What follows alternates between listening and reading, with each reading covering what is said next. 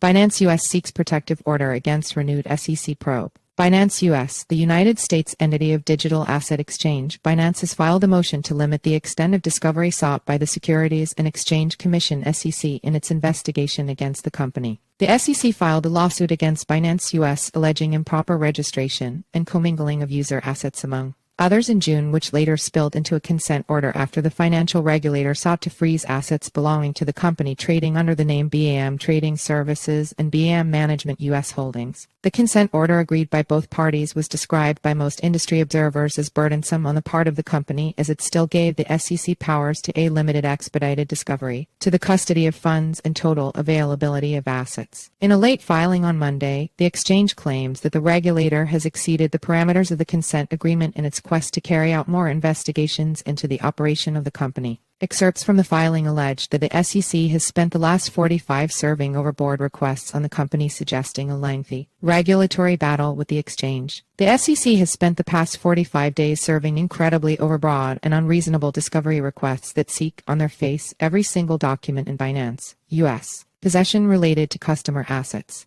The SEC has been steadfast in its belief that the consent order gives it carte blanche to investigate every aspect of our asset custody practices without any discernible limitation whatsoever. No slight evidence is shown, Binance claims. The hallmark of the exchange arguments so far is that the regulator has not provided the slightest evidence to show a breach in handling user assets after several years of investigations. While the regulator demands more, Binance US claims that it has worked in good faith in providing hundreds of documents relating to matters requested by the SEC, including depositions from staff who have direct knowledge on issues on user assets. The company also claims that the Commission is requesting a detailed depository from senior executives like its CEO and CFO on expansive communications regarding user assets. The exchange notes that both the CFO and CEO have little information regarding customer assets, which is the central issue of the case. Since the requests of the regulator would be too much of a burden, the exchange has suggested that staff who have primary knowledge of user assets make depositions with the SEC, as it would be more beneficial to the investigations. In conclusion, the exchange argues that the SEC's approach is inappropriate as it goes wider than the subject matter of investigation.